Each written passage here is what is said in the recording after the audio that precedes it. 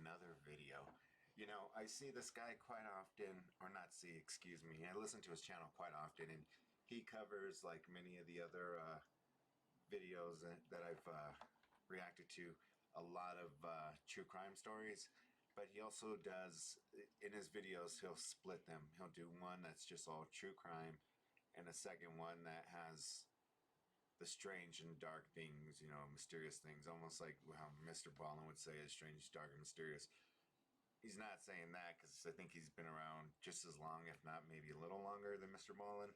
But he'll split the topics in two, and this one just looks like one topic. So I'm excited to see what this is. It just released today, so let's see what it's about.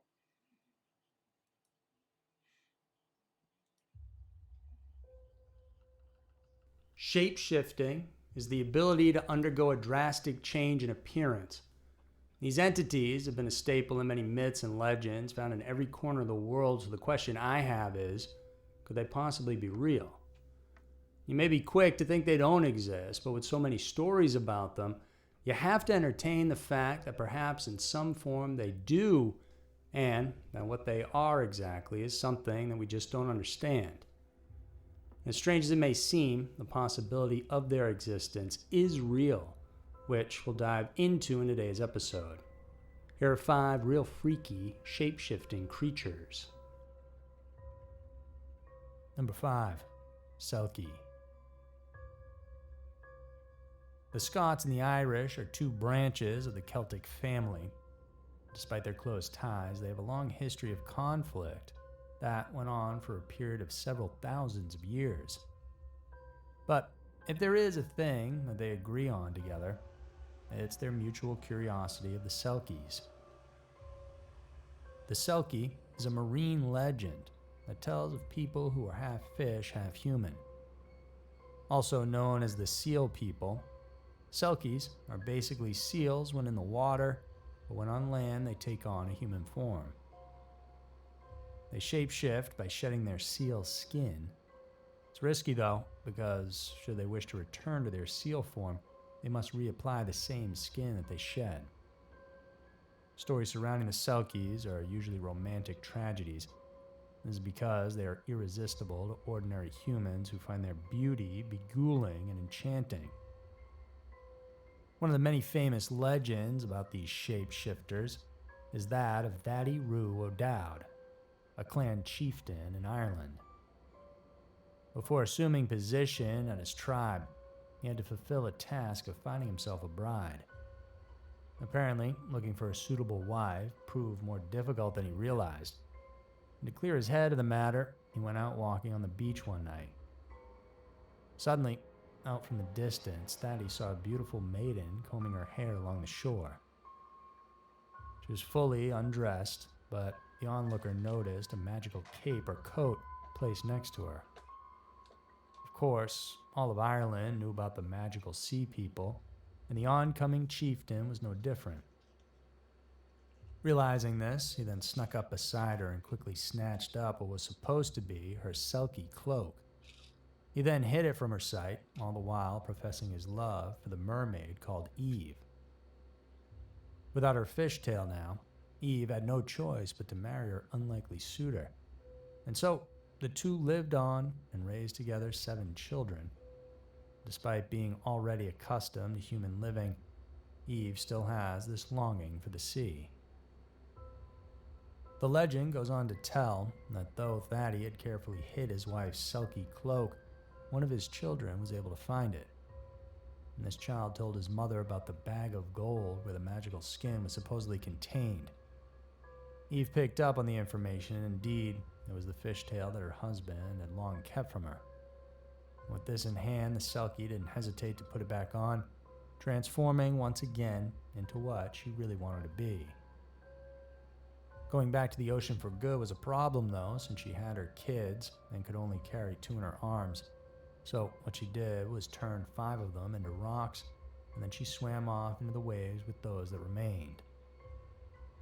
The legend of the Selkies has endured over the ages, and though it's grown quite less, rumor has it that there are still sightings made even in modern times. That is so odd. like, was that the genesis of the whole premise of mermaids? I mean, did it originate from there? Or,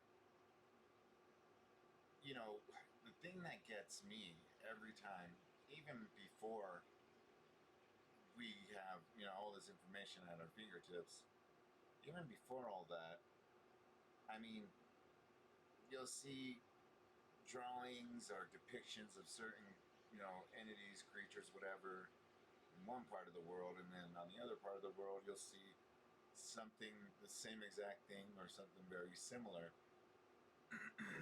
which means they couldn't all be drinking the wrong Kool-Aid, if you know what I mean. Like, they had to have seen something. I don't know, but I yeah, I want to find out if this is the genesis of the whole mermaid story. Number 4. Bakaneko and Nekomata. In Japan, Bakaneko translates to monster cat or ghost cat, and these all allegedly began as regular domestic cats. However, as these got older, they changed, not only in physical form, but also in their personalities as well. Their shift starts with them walking on their hind legs, and as time passes, their size increases to the extent that they reach human height. At this point, they now have the ability to transform into any person, though they very much prefer to disguise themselves as their owners. As part of their strange facade, they would sometimes wrap a towel around their head and dance around merrily, and some Bakanekos could even speak human languages. This supposedly would enable them to utter and bring down sinister curses onto their masters. These troublemakers also have the ability to summon ghostly fireballs and start house fires by using their tails as torches. Like necromancers, the Bakaneko also has the disturbing ability to reanimate fresh corpses and use them as puppets, which would help them further their nefarious plans. There's another version of this monstrous cat in Japanese legends known as the Nekomata. I have never even remotely heard of this before, and I'm all into stuff like this. I mean, from Coast to Coast AM to freaking anything like, cryptids, monsters, you name it. I've always been into things like this. I'm actually watching the Bigfoot documentary on Hulu right now. So far, it's well, I don't want to ruin anything. I like it personally, but yeah, I have never remotely even came close to hearing about this before. One of my first best friends, he was from Japan, and his mom, and yeah, like, he would tell me all about, little things about their culture, and never did this get brought up. So I'm like, oh, like, what the hell? Nekomatas are essentially Bakaneko's eviler cousin. Their origins are the same, domestic cats growing and learning to become humans. However, the Nekomata is a yokai that had once lived among humans but was driven away into the mountains. Once transformed, they would go back into civilization to exact their revenge. Accounts from witnesses supposedly mention these felines having the eyes of a cat and a body as large as a dog. Though their description makes them appear tame, their behavior suggests otherwise, as they're said to attack people, even kill them if they see fit. It gets worse if humans would dare trespass into their mountain dwellings, and the tales indicate that these people would be attacked, killed, and oftentimes eaten by the Nekomatas. Little grateful shits. It's said that since they were humans at first, they have a more refined skill to speak languages, which enables them to blackmail and even enslave their victims. Fear for both the Nekomata and Bakaneko prompted ancient Japanese people to put down their cats before they reached the age of 10, and they do so in an attempt to stop their transformations. However, some believe that the murder of a cat can bring misfortune and even put a curse on a family. So instead, it's become common practice to bob young cats' tails, since they thought that this part of their body was the source of their mystic powers. The enduring legends of the Nekomata and Bakaneko perhaps serve as a warning for everyone to always treat your pet cats with kindness and the love that they deserve. Otherwise, one day they could come back to haunt or even kill you. I wonder what it is with cats, because there's a lot of cultures that hold such great reverence over them. The Egyptians. I knew of a few others, and of course now I'm brain dead. But I'm still in shock. I never heard about this. Grateful little shits. We give them food. We freaking give them entertainment. They still pawn the shit out of us. Number 3, Tyanak. Babies. Who can resist these little humans? They're so small, so precious, and so sweet, even the ones who tend to cry often. But what if instead of joy and euphoria, these tiny tots bring something much worse?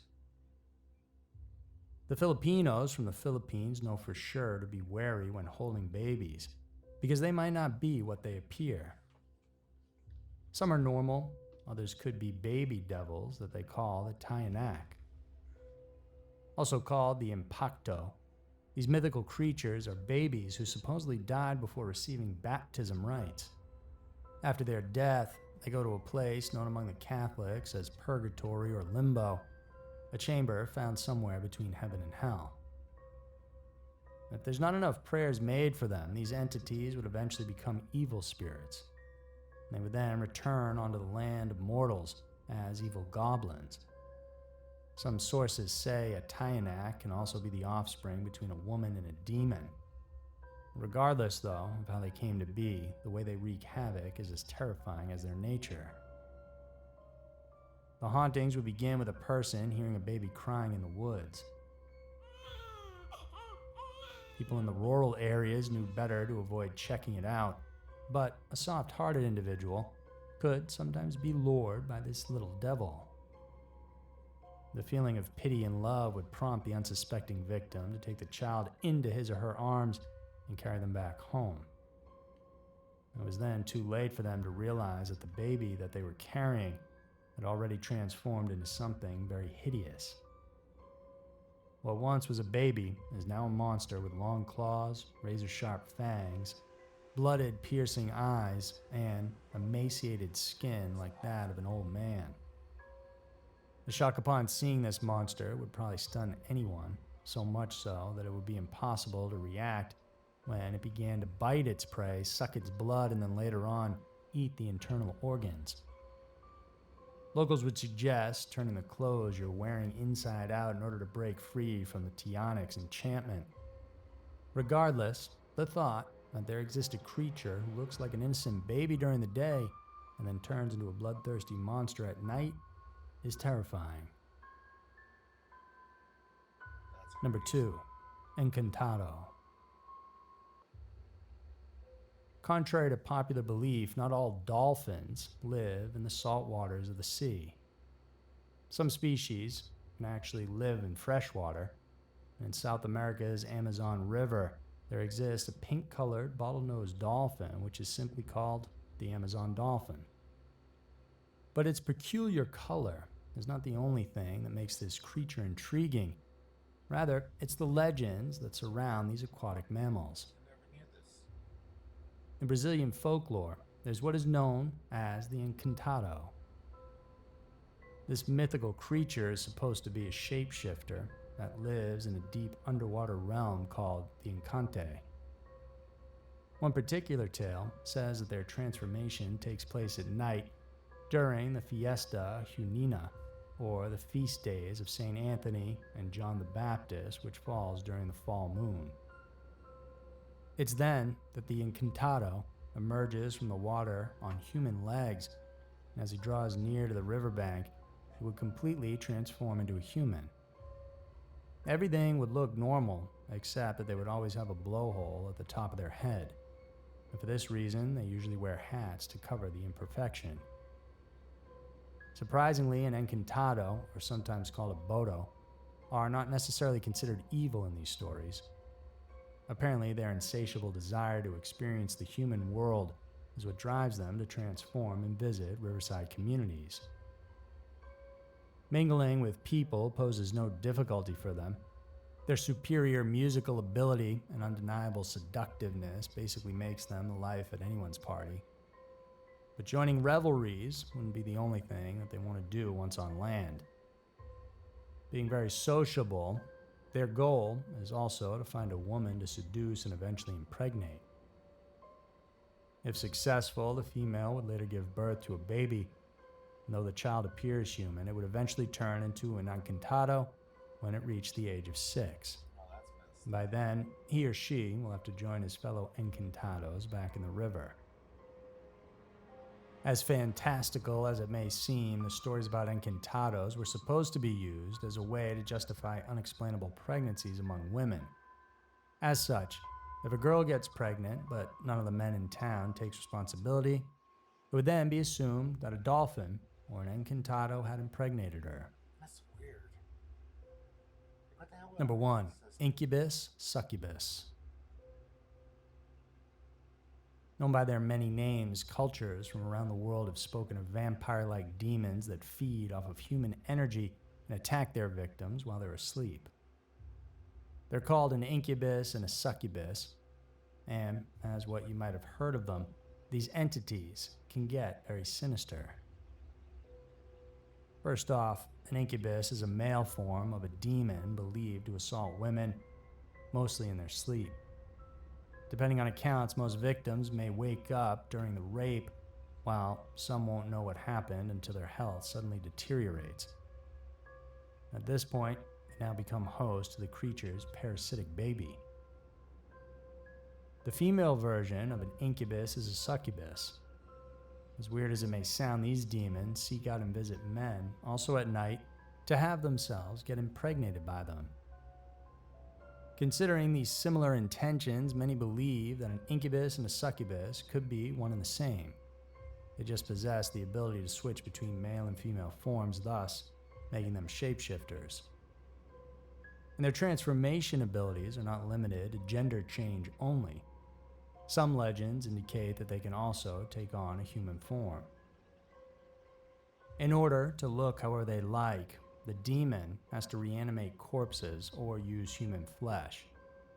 With their demonic powers, they can take over anyone they like, alive or dead, to make themselves glamorous as they'd like, and thus make themselves appear desirable to whomever their victim is. In Europe, places like Germany, these incubuses and succubuses are referred to as Alp.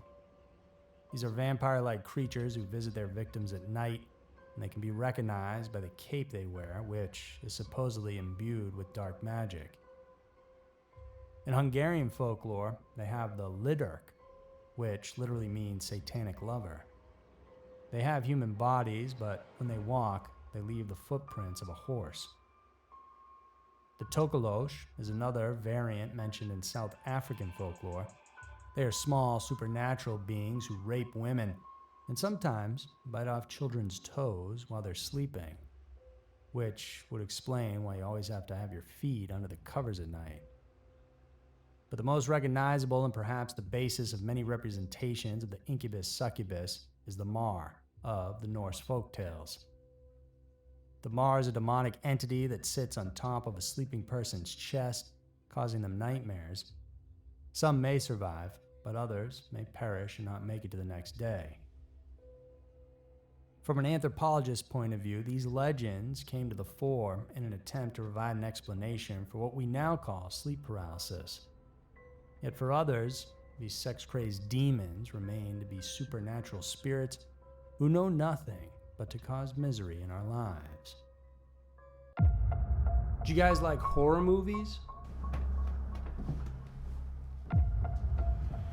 You're up. Great. How are you feeling?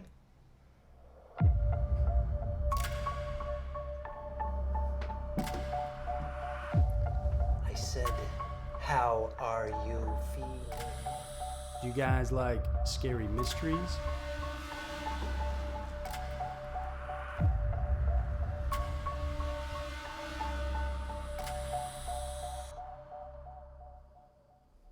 Can I use the bathroom? It's been a long drive. It's over there.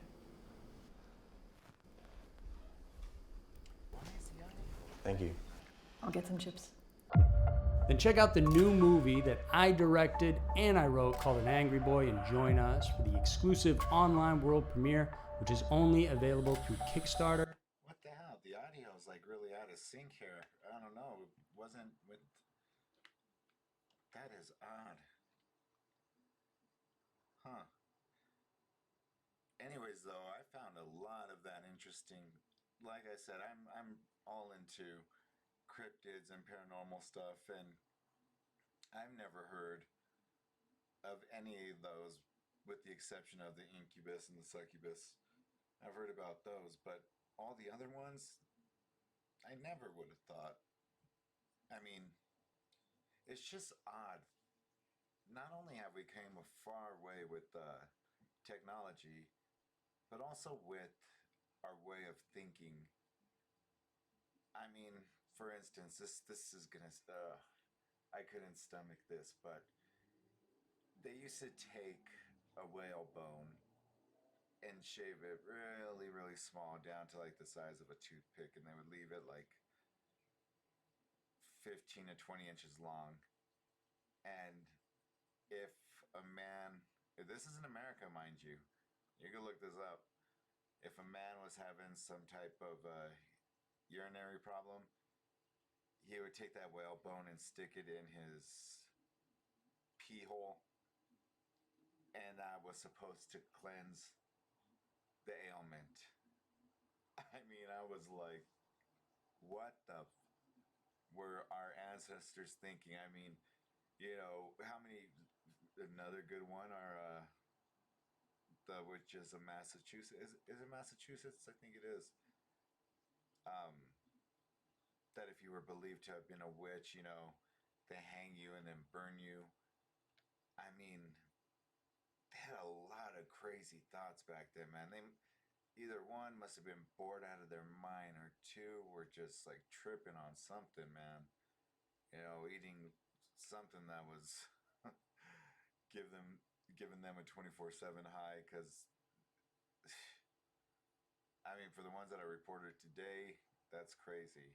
But just again, I like to know the genesis of any story, any and every story that I get into. Like, where did it start and why? Or, who the hell decided one day, like, oh, look at that tree has, you know, weird shaped little things. Let me cut it open. Opens it up. Oh, look, it has a huge pit and there's light greenish stuff there. Let me try this. Oh, this is avocado. That's what I'm going to call this. Like, who the hell was. Like I said, I know it sounds stupid, but like, I want to know those things. Like, you know, who first decided to start using this, or who, thought up this idea or that idea. Yeah, I'm crazy like that, I guess, right? Anyways, I hope you guys enjoyed the video. I will be back with a few more. Until then, peace. And I should do that closer when I'm closing this down, man. I need to stop doing that.